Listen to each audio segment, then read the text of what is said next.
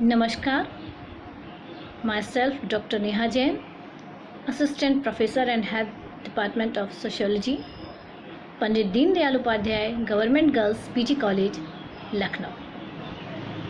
आज आपके बीच पुनः अपने एक नए लेक्चर के साथ, जिसमें आज हम चर्चा करेंगे ज्ञान के समाजशास्त्र की कार्ल मैनहीम के संदर्भ में। ज्ञान या चिंतन की उत्पत्ति कैसे हुई? एक वह प्रश्न है जो सबके दिमाग में कौंधता है कि ज्ञान और चिंतन की उत्पत्ति कैसे हुई, इसके स्वरूप निर्धारण में समाज और संस्कृति की क्या भूमिका रही, किस तरह समाज और संस्कृति ने व्यक्ति के ज्ञान को प्रभावित किया, आदि विषयों को लेकर समाजशास्त्र में ज्ञान के समाजशास्त्र का जन्म हुआ। समाजशास्त्र की यह शाखा ज्ञान या चिंतन की प्रणालियों तथा सामाजिक सांस्कृतिक कारकों के पारस्परिक संबंधों का अध्ययन करती है। ज्ञान के समाजशास्त्र के अंतर्गत उन कारकों का, उन चिंतन प्रणालियों का अध्ययन किया गया या यह जानने का प्रयास किया गया कि वे कौन से कारक हैं जो व्यक्ति के ज्ञान को प्रभावित करते हैं। जब हम किसी चीज़ के लिए ज्ञान शब्द का प्रयोग करते हैं तो ज्ञान का तात्पर्य होता है बोध, जानना। कैसे?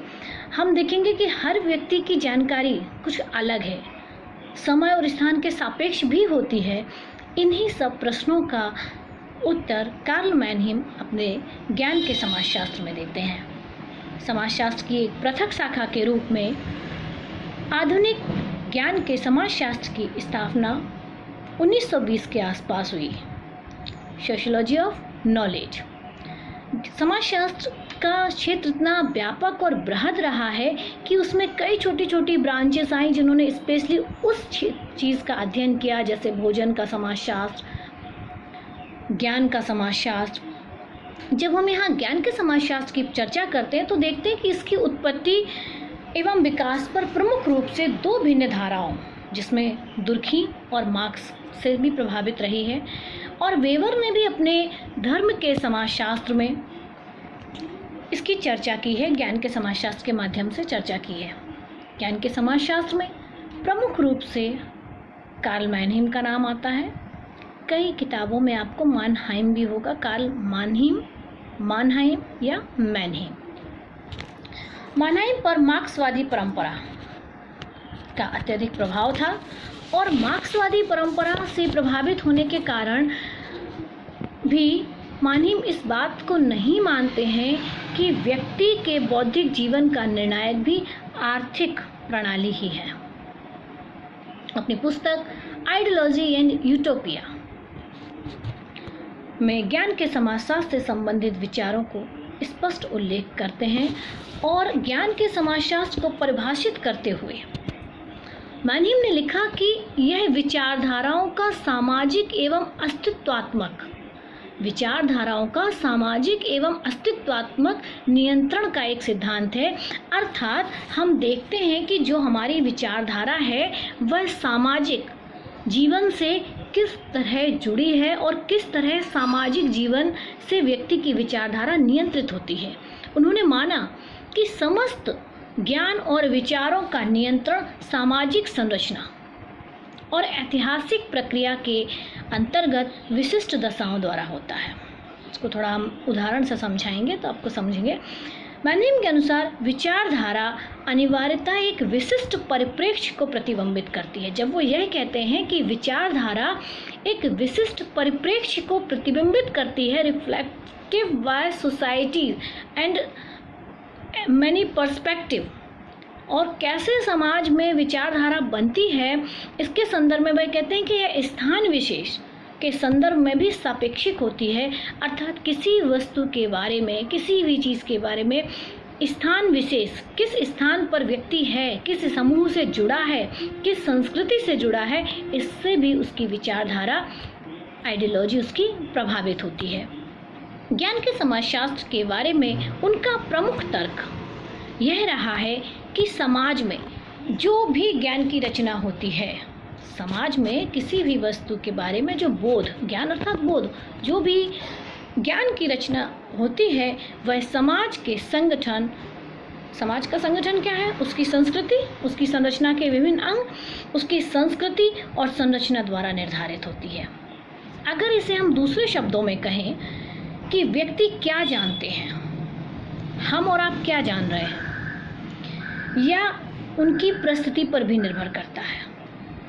जैसे उदाहरण के लिए किसी बारे में छात्र हैं, हम सब समाजशास्त्री और परिस्थिति का अर्थ बहुत अच्छे से समझते हैं कि परिस्थिति का अर्थ होता है कि हर व्यक्ति की समाज में कोई एक ना एक परिस्थिति है, स्टेटस है, और उसी के अनुसार उसकी भूमिकाएं होती हैं। और यहाँ पर वो कह रहे हैं कि परिस्थिति के अनुसार ज्ञान भी होता है।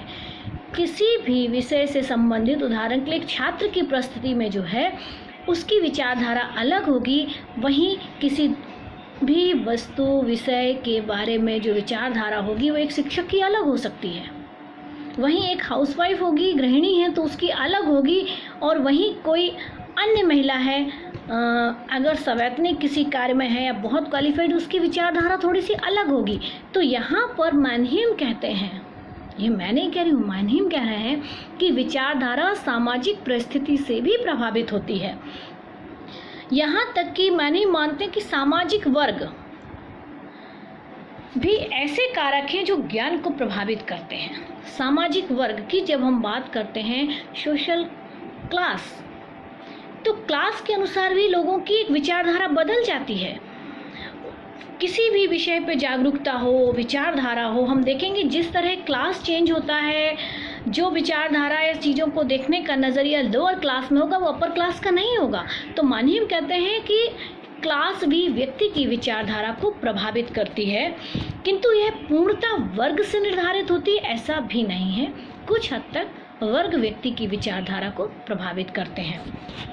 मैनहीम मार्क्स और वेबर से भी प्रभावित रहे हैं, और उनके अधिकांश लेखन में इस तथ्य की पुष्टि भी होती है। उन्होंने ज्ञान की व्याख्या मार्क्स के वर्ग कारकों और वेबर के परिस्थिति समूहों की भिन्न सामाजिक स्थितियों के संदर्भ में भी की है। मैनहीम के विचारों में संदर्भ में पीढ़ीगत अंतरों का भी विशेष महत्व है। अब यहाँ बात आती है पीढ़ीगत अंतर। तो मैनहीम कहते हैं कि विचारधारा को पीढ़ी भी प्रभावित करती है। एक विशेष परिस्थिति में जो पीढ़ी है वह किस तरह विचारधारा को प्रभावित करती है, उस पीढ़ी पर सामाजिक सांस्कृतिक प्रभाव जो रहता है उसका भी प्रभाव पड़ता है।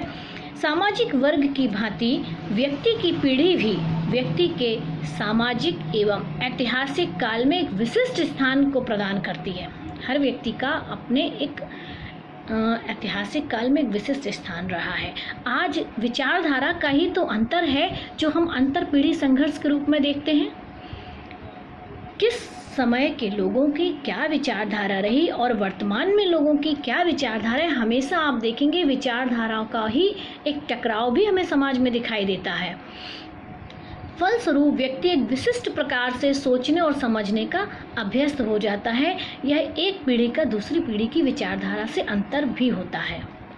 मैनहीम के ज्ञान के समाजशास्त्र का मूल मंत्र यदि हम देखें तो यही है कि व्यक्ति की चिंतन प्रणाली, व्यक्ति क्या सोच रहा है, कैसे सोचता है, कब सोचता है और किस बारे में उसकी क्या विचारधारा है, अर्थात व्यक्ति की चिंतन प्रणाली का संबंध किससे होता है, उसकी मानसिक संरचना से होता है। और मानसिक संरचना सामाजिक संरचना से प्रभावित होती है, और उसी सामाजिक संरचना के अंदर में व्यक्ति जिसमें रहता है उसी के अनुरूप उसकी विचारधारा भी बनती है। इसी को मैनहीम का हम संबंधवाद, रिलेटिविज्म भी कहते हैं। अब यहाँ संबंध किसका मैनहीम बता रहे हैं, सामाजिक संरचना और मनुष्य की विचारधारा का।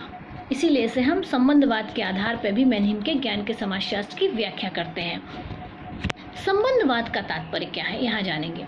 संबंधवाद का तात्पर्य यह है कि एक ऐतिहासिक युग विशेष में, यानी एक टाइम पीरियड में जो एक विचार शैली होती है, जो व्यक्तियों के सोचने का तरीका होता है, उसका संबंध युग विशेष की, उस टाइम पीरियड की जो सामाजिक संरचना होती है, सामाजिक संरचना अर्थात उस समय के सामाजिक संबंध, वहाँ सामाजिक संस्थाएं, समूह जो भी हैं, उनसे जुड़ी होती है।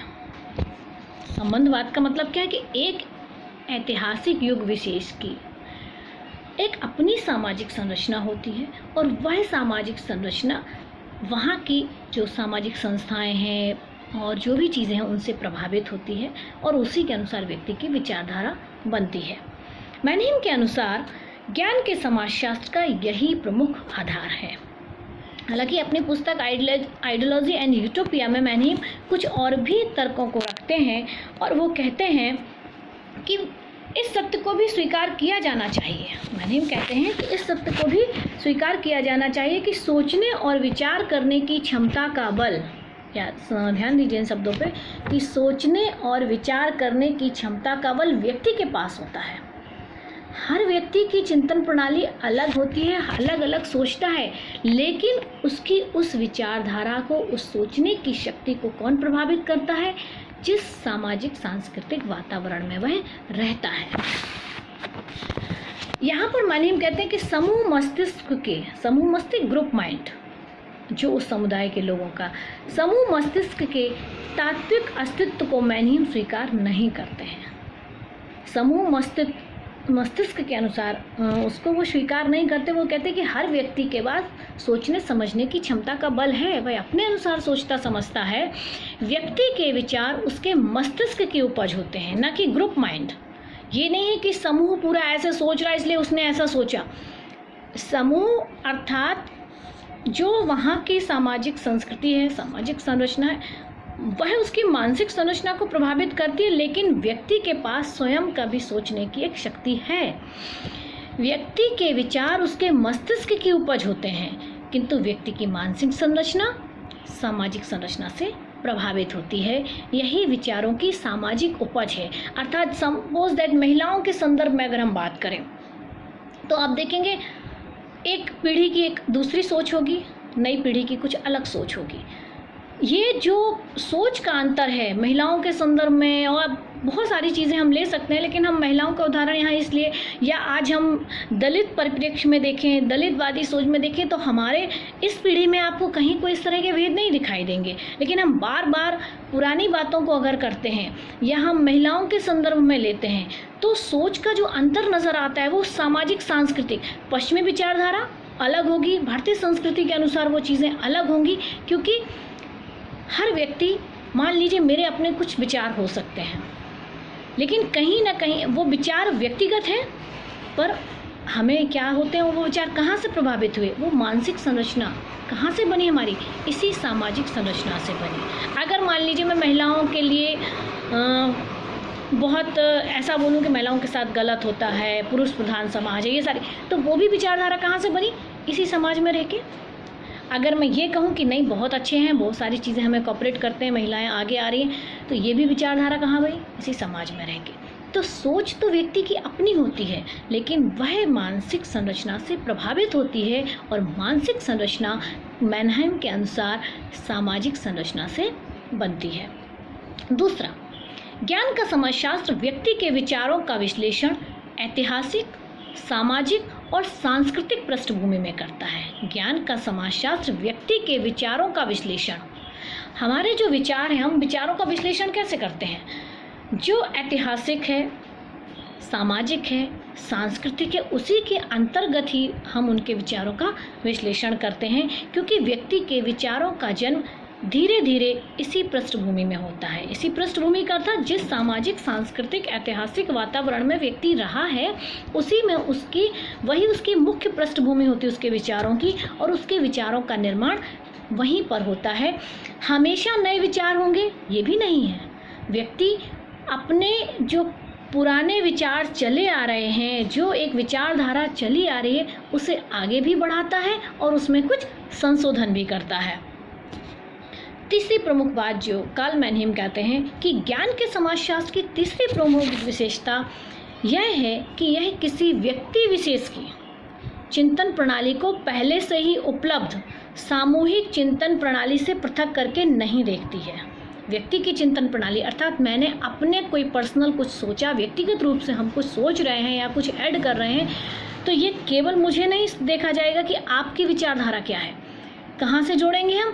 सामूहिक चिंतन प्रणाली के ही संदर्भ में उसको देखा जाएगा। सामूहिक चिंतन प्रणाली अनिवार्य रूप से व्यक्ति की चिंतन प्रणालियों को प्रभावित करती है। सामूहिक चिंतन प्रणाली किसको प्रभावित करती है? व्यक्ति की सोच को प्रभावित करती है। प्रकृति और समाज को बदलने की इच्छा सभी समूहों में होती है। प्रकृति और समाज को बदलने की इच्छा सभी समूहों की चिंतन प्रणाली में होती है। व्यक्ति अपनी चिंतन प्रणाली को समूह की चिंतन प्रणाली के अनुरूप आगे बढ़ाने का प्रयास करता है कि हम जो सोच रहे हैं, हम जो नया करना चाहते हैं, या समाज में हम जो नई विचारधारा ला रहे हैं, उस विचारधारा को वह सामूहिक चिंतन प्रणाली की पृष्ठभूमि में देखा जाता है। यह उन विचारों से असहमत होने की दशा में नवीन विचारों को प्रस्तुत करते हैं। कई बार, जैसे अभी वही मैंने जो एक बात रखी कि महिलाओं के संदर्भ में, हो सकता है कि जो विचारधाराएं चली आ रही हैं, हमारी विचारधारा उससे कुछ अलग है, तो आप मुझे किस रूप में देखेंगे कि वो जो आपकी अलग विचारधारा बनी है वो कैसे बनी? जब हमने ये सामाजिक सांस्कृतिक पूरा वातावरण उनके लिए देखा, कुछ अलग सोच हुई। क्योंकि ये भी कहा गया ना इसी सिद्धांत में, ज्ञान के समाजशास्त्र में ये भी बात आ रही है कि हम कुछ नया जोड़ते हैं, कुछ संशोधन करते हैं। प्रकृति और समाज में हर समूह चिंतन प्रणाली में कुछ ना कुछ बदलने की इच्छा रही है, इसीलिए आज हम बदलते बदलते हमारा समाज यहाँ तक आया है। अगर ये बदलने की इच्छा ना होती, ये विचारधारा नहीं होती, तो समाज परिवर्तित नहीं होता। पहला परिवर्तन तो विचारधारा से ही आता है, जब हम किसी चीज़ के बारे में सोचते हैं, समझते हैं और उसमें कुछ बदलाव की इच्छा प्रकट करते हैं। तो कई बार हम उन विचारों से असहमत होने की दशा में जो चले आ रहे हैं, असहमत होने की दशा में जहां हम एग्री नहीं करते हैं ऐसे विचारों से, हम कुछ नए विचारों को प्रस्तुत करते हैं और ये भी एक ज्ञान उसमें बढ़ता जाता है। तो उपरोक्त व्याख्या जो मैंने अभी ज्ञान के समाजशास्त्र की यहाँ चर्चा की कार्ल मैनहीम के संदर्भ में, उपरोक्त व्याख्या के आधार पर मैनहीम ने अपने ज्ञान के समाजशास्त्र के सिद्धांत को विचार के सामाजिक या अस्तित्वमान निर्धारण का सिद्धांत भी कहा है। विचार के सामाजिक या अस्तित्वमान निर्धारण का सिद्धांत, थ्योरी ऑफ द सोशल और इसेंशियल डिटर्मिनेशन ऑफ थिंकिंग। अब यहाँ एक शब्द है कि विचार के सामाजिक, अर्थात हमारे विचार कहाँ से निर्मित होते हैं? इसी सामाजिक संरचना से। या अस्तित्वमान, अस्तित्व यानी जीवन, हम अपने जीवन को बनाए रखने के लिए, अपने अस्तित्व को बनाए रखने के लिए जो निर्धारण करते हैं ज्ञान का, वह इसी सिद्धांत में बताया गया है। मैनहीम के ज्ञान के समाजशास्त्र के अनुसार किसी जन समुदाय के सामाजिक जीवन की परिस्थितियों से निर्धारित होने वाला मिथ्या ज्ञान दो प्रकार का होता है। यहाँ एक और शब्द मैनहीम लेके आते हैं, मिथ्या ज्ञान। हम उसको भी बात करेंगे कि मिथ्या ज्ञान, ज्ञान का मतलब हुआ जिसको वो गलत मान रहे हैं। ज्ञान तो है लेकिन कैसा है?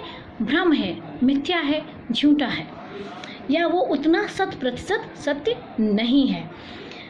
मैनहीम कहते हैं कि ज्ञान के समाजशास्त्र के अनुसार किसी जन समुदाय के, यानी जो जन समुदाय है जहाँ समाज में हम रह रहे हैं, सामाजिक जीवन की परिस्थितियों से संबंधित जो हम ज्ञान बताते हैं या रह रहे हैं, या जो विचारधारा हमारी है, उसे वह कहते हैं यह मिथ्या ज्ञान है। और यह दो प्रकार का होता है। नंबर 1, विचारधारा। विचारधारा मैनहीम के अनुसार यह एक ऐसी मिथ्या है, ऐसी गलत चेतना है, यानी फॉल्स कॉन्शसनेस है, ऐसी मिथ्या चेतना है जो वर्तमान को उचित मानकर, उसे लगता है कि वर्तमान में जो कुछ भी हो रहा है वो सब कुछ सही है, वर्तमान को उचित मानकर उसे बचाए रखने और संरक्षण के लिए प्रेरित करती है। इसे भी मैनहीम कहते हैं ये मिथ्या चेतना है। इसे उन्होंने कहा विचारधारा। दूसरा वो कहते हैं कल्पना लोक, यूटोपिया। इसे देवा स्वप्न भी शायद नाम दिया है, कल्पना लोक। यह एक ऐसा मिथ्या ज्ञान है, ऐसी फॉल्स नॉलेज है, वो कहते हैं, जो वर्तमान व्यवस्था को गलत मानती है और परिवर्तन के लिए प्रेरित करती है। यह ऐसे काल्पनिक सिद्धांत को प्रस्तुत करती है जिसे हम धरातल पर ला ही नहीं सकते हैं। ये जो कल्पना लोक है, वो कहते हैं ऐसे सिद्धांतों को प्रस्तुत करती है जो वास्तविकता से बहुत अलग हैं। और इसी आधार पे, इसी चिंतन के आधार पे मैनहीम ने मार्क्स के वर्ग विहीन समाज, मार्क्स ने कहा था ना कि एक ऐसा समाज होगा जिसमें किसी भी प्रकार के वर्ग नहीं होंगे। मार्क्स ने कहा था कि आज हम जो वेतन पाते हैं, अभी व्यक्ति को जो आवश्यकता अनुसार ऐसा होगा कि अभी हम काम के अनुसार पाते हैं, एक समय आएगा कि हर व्यक्ति को आवश्यकता अनुसार मिलेगा, और एक वर्ग विहीन समाज होगा जहाँ किसी भी तरह के वर्ग नहीं होंगे, उच्चता और निम्नता का कोई क्रम ही नहीं होगा। तो मैनहीम ने मार्क्स के वर्ग विहीन समाज के सिद्धांत को कल्पना लोक मानते हुए उसे मिथ्या ज्ञान की श्रेणी में रखा। कल्पना लोक यानी मार्क्स के वर्ग विहीन समाज को हम कहते हैं यूटोपिया या दिवा स्वप्न। मार्क्स का एक दिवा स्वप्न था कि एक ऐसा समाज भी होगा, और मैनहीम कहते हैं यही क्या है हमारा कल्पना लोक, ये मिथ्या ज्ञान की श्रेणी में वो मानते हैं कि ये फॉल्स है। इसके आधार पर लोग ऐसे सिद्धांत बनाते हैं जो धरातल पे नहीं हो सकते, और मार्क्स का वर्ग विहीन समाज भी एक ऐसा ही सिद्धांत है। ऐसा इसलिए है, ऐसा क्यों है कि वो कहते हैं कि ज्ञान दो प्रकार के हैं, मिथ्या ज्ञान है, एक को विचारधारा कह रहे हैं, दूसरे को कल्पना लोक। इसका प्रमुख कारण यह है कि मैनहीम मार्क्सवादी परंपरा से प्रभावित थे, और मार्क्सवादी परंपरा के ही एक विचारक जिन्हें हम नव मार्क्सवादी के रूप में जानते हैं, जॉर्ज लुकाक्स, मैनहीम इनसे प्रभावित थे। ये नहीं कि मैनहीम ने सारी की सारी विचारधारा लुकाक्स की वैसे ही ली हो, लेकिन उसमें कुछ संशोधन भी किया है। लुकाक्स के विचारों से मैनहीम प्रभावित थे। उन्होंने लुकाक्स के विचारों को एज इट इज़ नहीं लिया, उसमें कुछ नया ऐड किया, उसमें कुछ संशोधन किया, उसे एक नया रंग दिया। मैनहीम लुकाक्स के इस विचार को तो स्वीकार करते हैं कि मनुष्यों का चिंतन उनके सामाजिक अस्तित्व यानी सामाजिक जीवन से निर्धारित होता है, किंतु इसे वे वास्तविक ज्ञान नहीं मानते हैं। यहाँ पर मैनहीम जो प्रमुख रूप से क्या कहते हैं कि मनुष्य का जो चिंतन है वह सामाजिक अस्तित्व से प्रभावित होता है, निर्धारित होता है, लेकिन वह वास्तविक ज्ञान नहीं है। वास्तविक ज्ञान या चेतना प्राप्त करने की क्षमता सर्वहारा के पास नहीं है। ये मैनहीम का मानना है कि वास्तविक ज्ञान या चेतना प्राप्त करने की क्षमता सर्वहारा में नहीं होती है। मैनहीम के अनुसार केवल बुद्धिजीवी या मनीषी ही यह स्पष्ट करने में समर्थ हैं, जो बहुत इंटेलेक्चुअल हैं या जो हमारे मनीषी हैं, साधु संत हैं, यही लोग इसमें समर्थ हैं कि मनुष्यों का चिंतन उनकी सामाजिक संरचनाओं, आकांक्षाओं और प्रथाओं से किस प्रकार प्रभावित होता है, ये वही बता सकते हैं। वे ही इस ज्ञान को अपने मस्तिष्क की, वो कहते हैं कि वो अपने इस मस्तिष्क की छलनी से यानी अपने मस्तिष्क के चिंतन से, अपनी सोच से ये बताते हैं कि कौन सा ज्ञान सही है और अलग अलग इसका क्या प्रभाव है, और वास्तविक ज्ञान का अधिकार, जो वास्तविक ज्ञान है, ज्ञात कौन करता है, बुद्धिजीवी या मनीषी। तो यहाँ हमने संक्षेप में बताएंगे कि जो कार्ल मैनहीम का ज्ञान का समाजशास्त्र ये मानता है कि मनुष्य की चिंतन प्रणाली पर सामाजिक संरचना का प्रभाव होता है। सामाजिक संरचना हमारे उसी ऐतिहासिक, सामाजिक, सांस्कृतिक पृष्ठभूमि से निर्धारित होती है और जिसमें मनुष्य रहता है। हाँ, एक बात और मैनहीम कहते हैं कि मनुष्य में सोचने की क्षमता अपनी होती है, वह उसके अपने विचार होते हैं जो सामाजिक संरचना से प्रभावित होते हैं। उसके अपने व्यक्तिगत विचारों को भी हम पृथक करके नहीं देखते हैं, सामाजिक या पूरे सामूहिक चिंतन प्रणाली के रूप में देखते हैं। इस प्रकार हमने आज के लेक्चर में कार्ल मैनहीम के ज्ञान के समाजशास्त्र पर चर्चा की। मैनहीम ने आइडियोलॉजी और यूटोपिया की भी बात की है, जिसे हम अपने अगले लेक्चर में डिस्कस करेंगे। Thank you for watching me. So please subscribe my channel. कुछ लोगों का ये कहना है कि वीडियोस पूरे इंग्लिश में होने चाहिए। मैंने कई बार कहा कि हिंदी माध्यम के बच्चों के पास बहुत कम स्टडी मटेरियल होता है। मेरी पहली प्राथमिकता है कि हम भाषाओं के आधार पर अपने आप में एक दूसरे से दूर ना हो। अंग्रेज़ी वाला व्यक्ति हिंदी बहुत अच्छे से समझ लेता है, आप सब इसको बहुत अच्छे से समझ लेंगे, लेकिन जो प्योर हिंदी मीडियम के बच्चे हैं उनके लिए भी आगे आने के अवसर होने चाहिए। ये मेरा प्रयास है। धन्यवाद। जय हिंद, जय भारत।